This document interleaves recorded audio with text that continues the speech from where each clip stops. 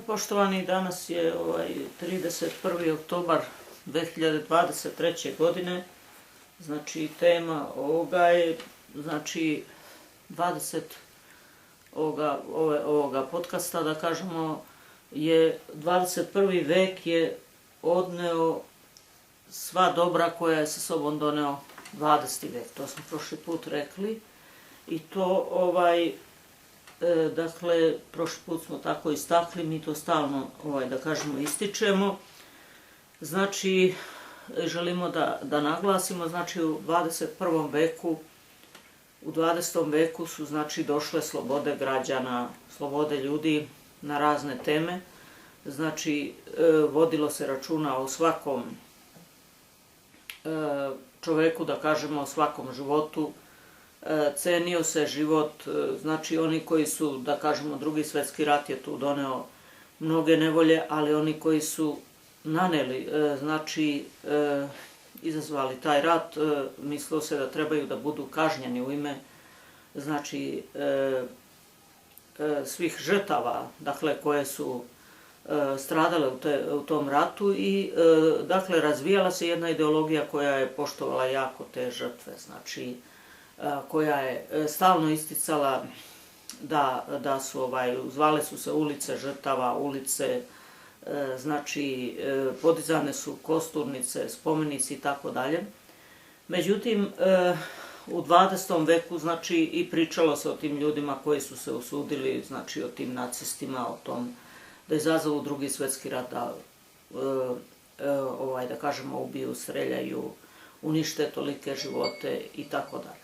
Međutim, danas je to normalno postalo da neko tuče i ubija ljude.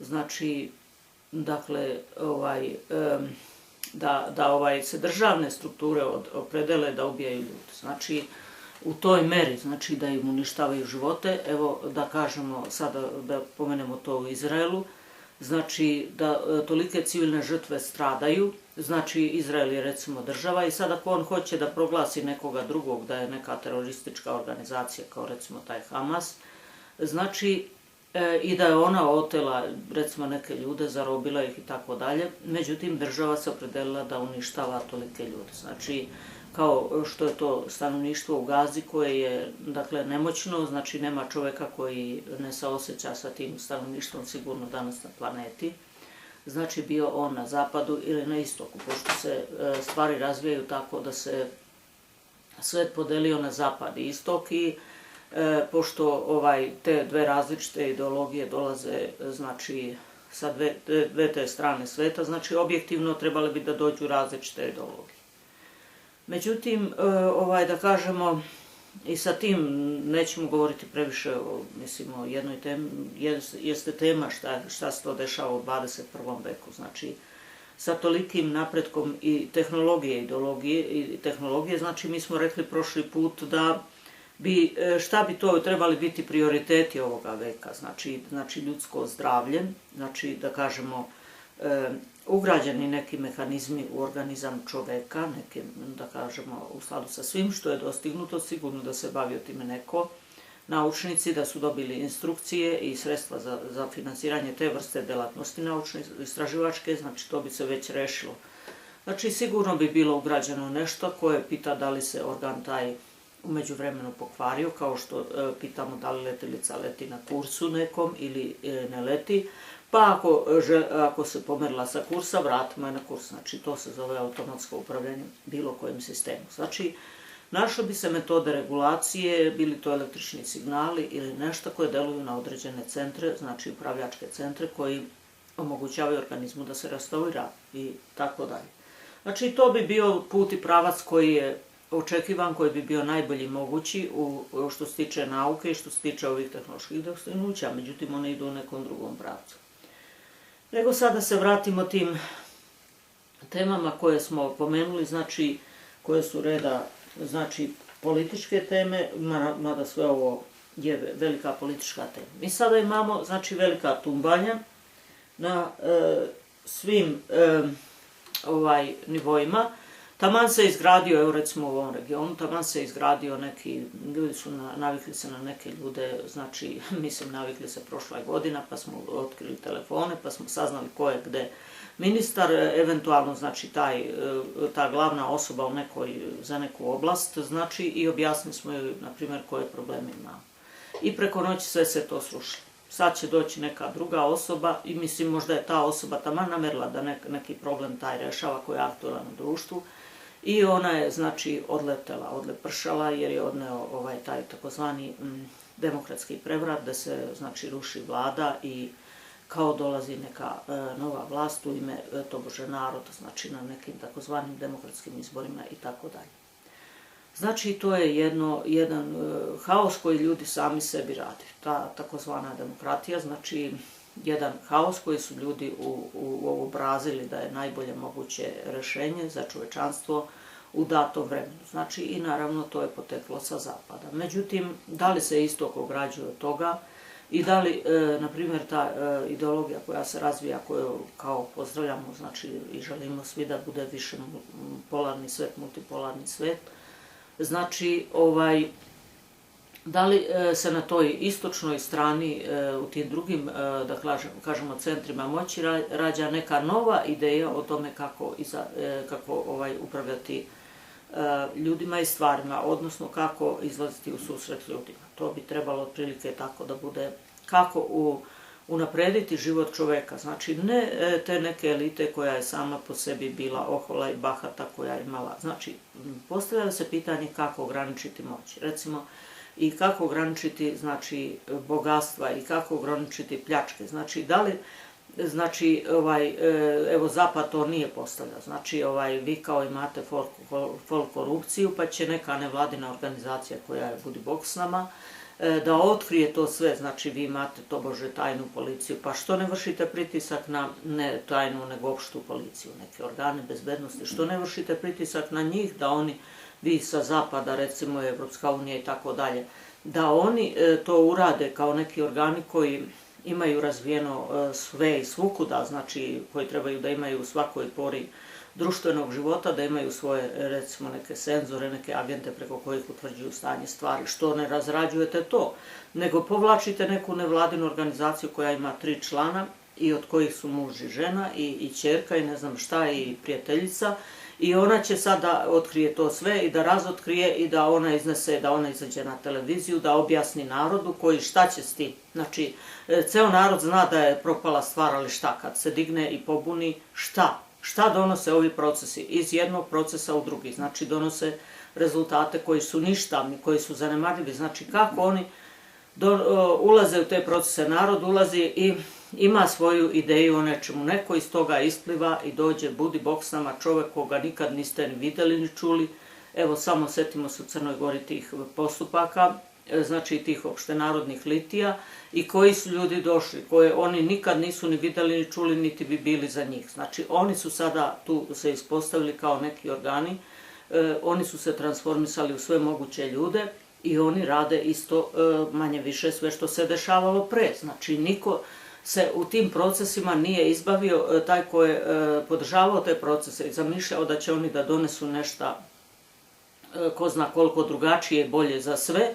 Naravno, poučeni iskustvom da se, recimo, pre u Srbiji desio prevrat 2000. godine koji nikom ništa nije doneo, znači nikakvo dobro, znači ljudi su predstavu o prevratu imali o tome promeni vlasti, znači o dolasku nekih novih struktura nekom opštenarodnom, povodom neke opštenarodne pobune.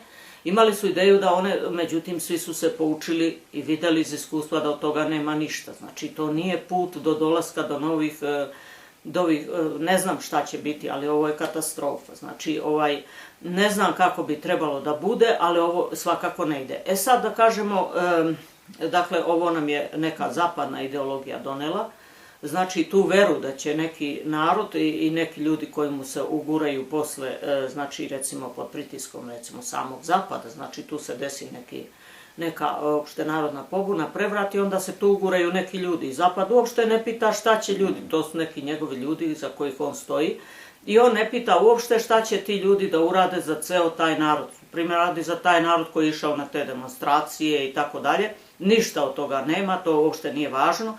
Znači, Zapad ne pita kako će on da ograniči neke nasilnike i tajkune, ne, to uopšte nije važno. Ne pita kako će ti ljudi što su ostali pod poslom, to uopšte nije važno. Znači, što ljudi umiru od gladi, što ljudi nemaju ništa od života, to uopšte nije važno, što nemaju nigde stana, što nemaju nigde ništa, što su patnji u bolu, u rasulu, ne, to nije ništa važno.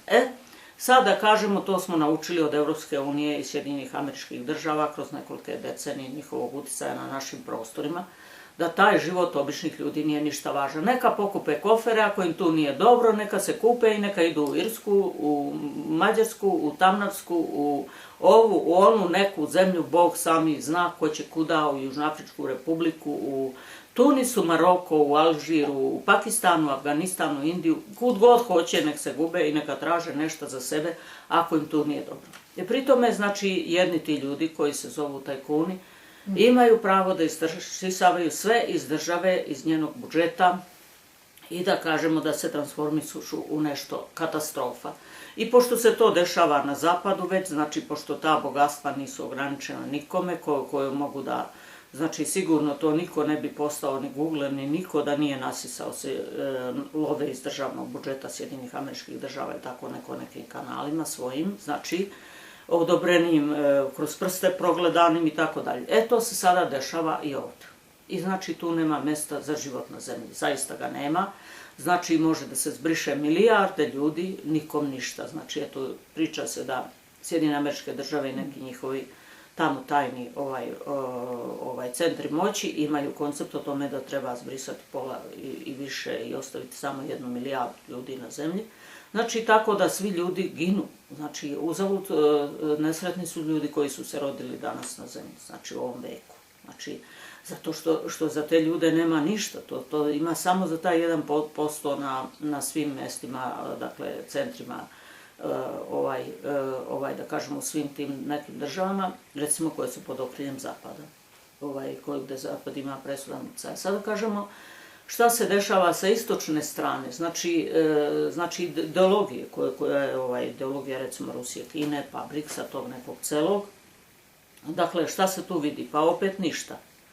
Znači, oni ne kažu da će da zabrane, na primjer Rusija ne kaže da će ona da ukloni te tajkune sa lica zemlje, znači ruske zemlje, znači je kao ideologija, da je, ne znam, sada pričaju nešto kao ruska ideologija, ruska civilizacija i tako dalje.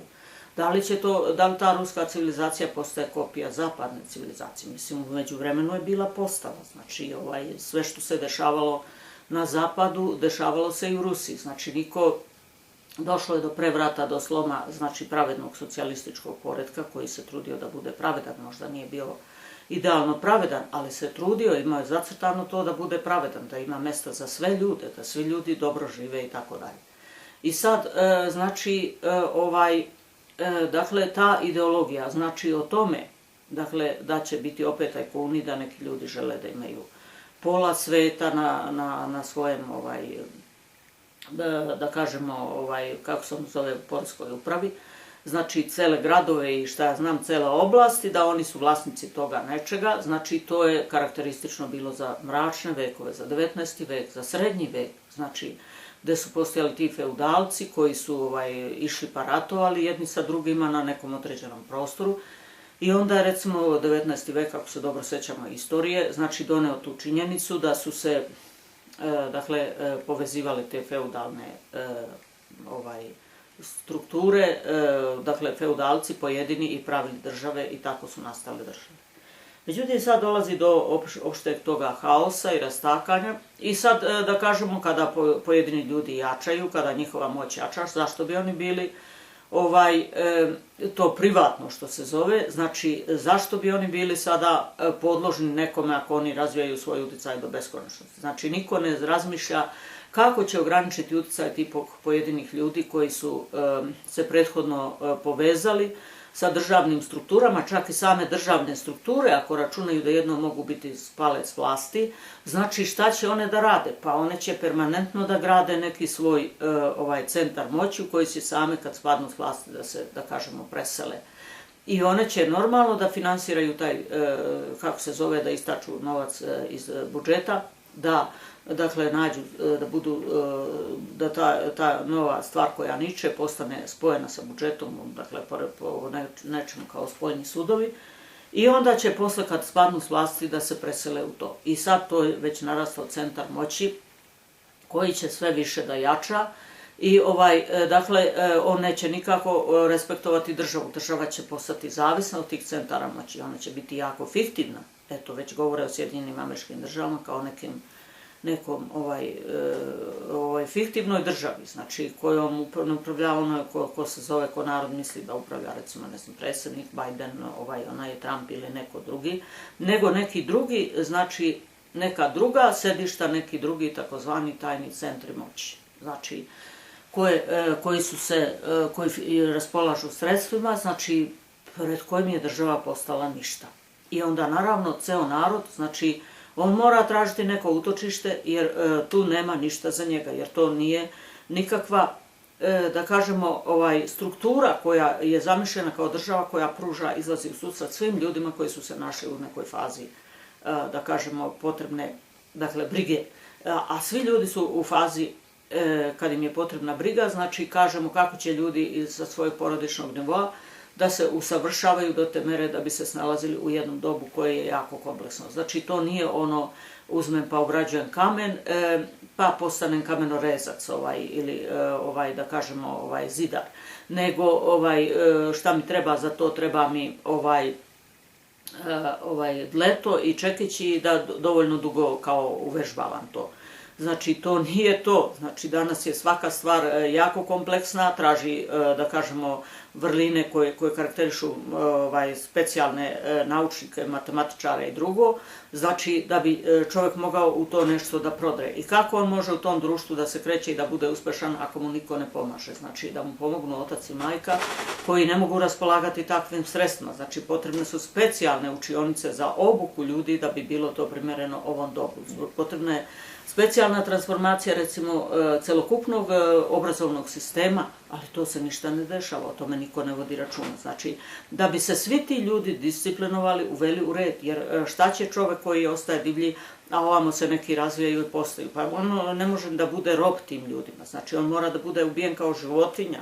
Znači, ovde čovek mora da bude ubijen kao životinja, jer on ne može, on toliko ostupa da koliko ostupa neka životinja, znači mora toliko da ostupa od tih vladajućih struktura taj običan čovjek. Znači koliko ostupa inače životinja od tih vladajućih struktura, bilo koja, znači krava, ovca ili divlja zver. Znači i on, naravno da se te strukture lako opredeljuju da ubijaju te ljude. Da ih sliču sa lica zemlje, pa ko su oni? Pa oni samo zagađuju naš prostor, vidi koliko su oni drugačiji od nas.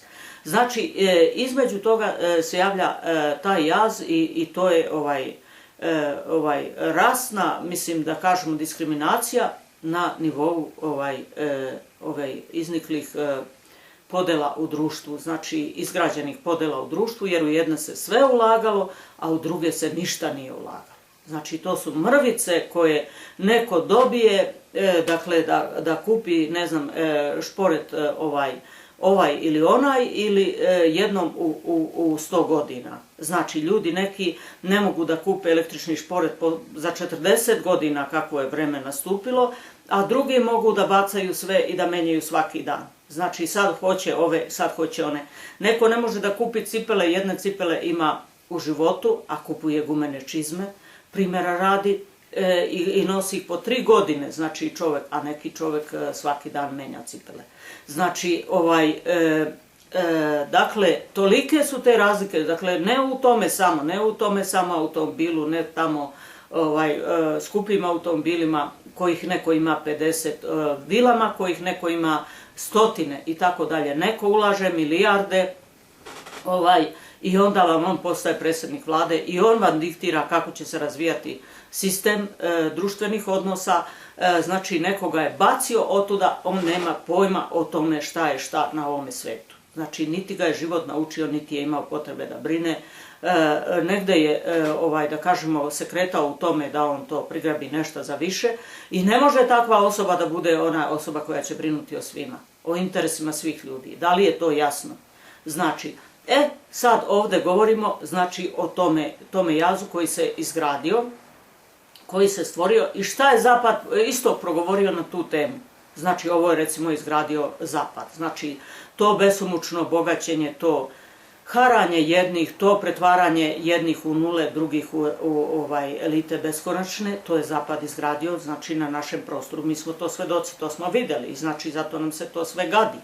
Znači, zato nam je to sve odvratno, zato su oni izgubili sve naše simpatije umeđu vremenu. Šta na tu temu radi Istok? Znači, Istok isto priča, Rusija priča, oni intelektualci koji su zagriženi za tu kao rusku stvar i rusku priču i oni imaju veliku, recimo, tobože nadu, mada oni manje više svi relativno dobro stoje. Znači, ovi ljudi koji ne stoje, oni ne mogu doći na te televizije, ne mogu pričati te priče. I znači, da li Rusija govori o tome kako će ona da preporodi to stanje stvari, kako će ona da stvori uslove za sve, da li se Rusija brine o malim ljudima, da li razvija ideologiju, da kažemo da ih učini velikim i da sve učini, da napravi jedan odvažan, znači, korak kao što ga je napravio recimo socijalizam u 20. veku. Znači, gde će svaki čovek imati stan i svaki čovek imati znači, osnov i podlogu da bude dostojanstven i da bude radan i da bude vredan član svoje zajednice. Da li će to biti samo imam 100.000 ovaca koje sutra mogu i da pokoljem pola, pa će one da se razmnože, pa ću opet da pokoljem. Znači, da li je to takav odnos prema čoveku? Znači, jednostavno, ajde da pobijemo ove ljude. Ko su oni? Znači, ajde da se okrenemo, koji civili, mislim, šta to ima, to je frazetina koju niko ne poštuje, znači, tobože civilima koje ne treba ubiti. Pa isto kao što su Nemci palili u Drugom svetskom ratu i vešali, samo što se posle puno pričalo o tim nesretnim žrtvama.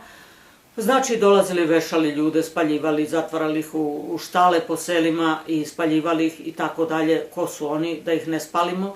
Znači, pa se posle kao fol izgradila neka ideologija koju niko ne poštuje, kao fol neka zabrana, neki kao pravni sistem, kao u ratu ti smeš ovo, pa ti naravno tučeš, ko kaže šta ne smeš. Sve smeš, znači sve ti je dozvoljeno i kao fol nekoga ćemo da zatvorimo, tobože. Ali ako je Izrael, recimo Sjedinjene Američke Države će da zatvore, ne znam, nekoga ako je tu kao neke ljude, recimo u Bosni, ali neće zato nekoga, ako je u Izraelu polomio, tamo neće niko odgovarati, niti će otići u neki Hag, niti će tamo, ako je popalio i požario te neke ljude.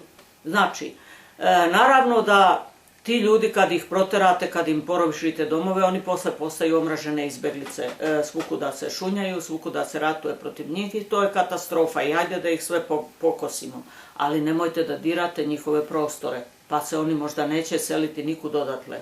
Znači, eto vidimo da ti Arapi koji recimo bi trebao neko da ih gleda kao neku nižu klasu, ljudsku rasu, dakle oni su izgradili, eto tamo čuveni Dubaji, nismo nikad bili, ali pričamo da se Jagme i Milo Đukanović i ko zna ko sve, da idu tamo, ne znam, Katar neki i tako dalje. Znači, to su mogu da budu jako uspešne zemlje i mislim i sa svojom nekom ideologijom, sigurno verovatno i hijena na visokom nivou i sve ostalo. Znači, sa tom nekom svojom ideologijom, koja možda nekome ovde kao fol strana, ali koja je ideologija, znači ko više ima kakvu ideologiju, sak živi u nekom paklu svome, jer to što je zadesilo, znači nas ovde, to je pakao, znači jednostavno to nije ništa drugo nego pakao. Znači, u tom takozvanom preporodu i transformaciji koja se desila, gde su ti koje je Zapad favorizovao, imali pravo da urade svašta običnom čoveku. To jest da razdele društvo na 99% ljudi koji su niko i ništa i na onaj 1% koji imaju sve. Eto, to smo znači ispričali. Sad ne znamo da li će Zapad, znači, ikada da se prizove toj nekoj svojoj pameti, znači da bi došao do te takozvane, kako pričaju, meke moći, znači uticaja i poštovanja, da neko stvarno kaže, ovo su mi rekli sa Zapada, mora da je dobro za mene. Znači, to se manifestuje kao ta meka moć, znači to više niko ne misli. Ko to misli? Znači, kako oni misle da nas porobe i da nas ugnjetavaju i da daju ovome nekome vlastelinu sve, recimo danas onom Spajiću, juče su Milu, i oni će imati pravo da rade s nama šta god hoće, da se to se reče napljačkaju, to se ne zna uopšte zašto im to služi. znači da izgrade neke svoje kao centre moći, neke svoje zabrane, umjesto da ljude koji su tako kažnjeni, koji su tako kaznili svoj narod, da ih oni kazne, znači ti zapadni centri moći, da im više ni za šta ne treba to što su pokrali, znači da ih tajno kazne, da to što su grabili za sebe, ne zna se ni da li su pokrali, ne zna se koja reč bi tu bila adekvatna, to što su istakali iz države, to što su odnosili na neka mesta da im tobože za nešto treba, to treba da ih košta toga što neće gaziti po zemlji. Znači, što će na najgori mogući način biti unakaženi. Znači, da ih treti neki infarkt na nekom stepeništu gde će ostati unakaženi za ceo vek, da se ljudi njih plaše, znači kad vide njihovo lice, njihovu glavu i tako dalje. Znači, to bi bilo adekvatno primereno tim osobama.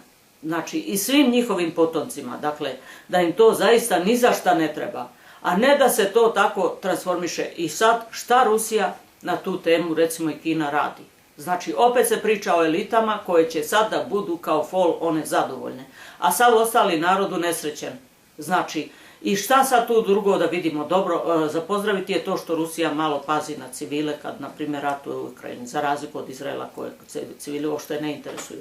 To je za pozdraviti. Međutim, sve druge nade ljudi nemaju pravo da gaje. To je isto, sve izgleda da je isto kao kad se stvarno 99% sad deluje da je to identično, kao kad se nadate da će neka partija da donese vama sreću, pa vi idete glasate, a posle svega toga ništa. Znači, pa kao vi se borite da se promeni ona vlast, pa vi sad verujete, znači, eto, na primjer, za vreme Slobodana Miloševića ljudi su verovali da će, ako dođe ta zapadna ideologija, da im donese neko bogatstvo za njih i sreću, neki prosperitet, i oni posle istrani. S posla rasturene im firme, ćao đaci, nemaju nigde ništa, prosjaci, budi bog s nama, dok recimo taj Miloševićev režim je imao respekta, bar nije kao što je socijalizam i Jugoslavija, daleko od toga, ali bar donekle imao respekta da ima dužnost neku da čovjek ne propadne pod njihovom tom čizmom i brigom. To posle toga više ništa nije bilo važno. Sad da kažemo, da li će Rusija da promeni tu stvarnost, znači to joj je osnovni zadatak, ako toga ne bude, sve propala stvar. Znači sve nade sveta, znači ljudi obični će da izvrše pritisak, oni će početi da beže iz te zone ruskog uticaja na opet neku zonu zapadnog uticaja. Znači jednostavno tu neće biti ničega, znači ako su još te zemlje malo siromašnije i ne vrše distribuciju, znači ne uključuju sve ljude u radne procese, pa naravno da će tu da nastupi katastrofa. Znači ovo nije nikakva, ovo je strah. Znači nije nikakva zlonamerna priča kao da se umanji nešto, nego jednostavno vidimo da je to tako. Znači isto kao što gledamo letilicu, pa gledamo kako da upravljamo njom, kako da se to smisli, tako gledamo i sve drugo, to je jednostavno tako. I sad da kažem, probamo da nađemo model društva, onoga koje jeste i onoga, da kažemo, kojem se svet kreće. Eto tako. Hvala za sada.